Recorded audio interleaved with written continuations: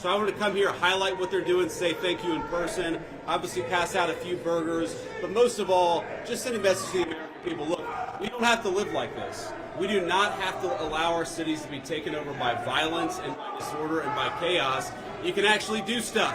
You can actually bring law and order to communities. You've just got to have the political willpower to do it. But I'll tell you, a couple of years ago when I brought my kids here, they were being screamed at by violent vagrants, and it was scaring the hell out of my kids.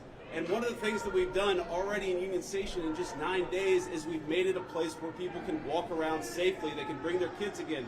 They can see this beautiful monument, the architecture. They can have a meal with their friends and their loved ones because, again, we brought some law and order back to Washington, D.C. But if the President of the United States thinks that he has to extend this order to ensure that people have access to public safety, then that's exactly what he'll do. If he thinks he doesn't have to do that, obviously he'll make that determination. But what we're going to do is try to empower these guys to do as good of a job as possible to bring public safety and order back to Washington, D.C. Crime statistics manipulated by the D.C. police? Well, I think that crime statistics all over our country were massively underreported because a lot of people would pick up the phone, they'd call somebody, they'd try to get help, and nobody would show up. I'm highly skeptical that a majority of D.C. residents don't want their city to have better public safety and more reasonable safety standards within Washington, D.C. I don't know what poll you're talking about. Maybe the same polls that said Kamala Harris would win the popular vote by 10 points.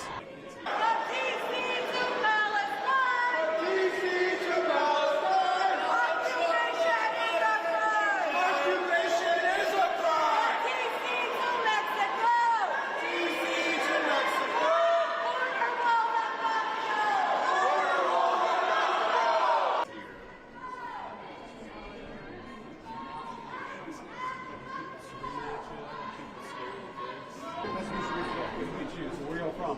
South Carolina. Okay, so pretty much everybody from South Carolina. Okay, Charleston. Good to meet you. Appreciate you. Thank you very much.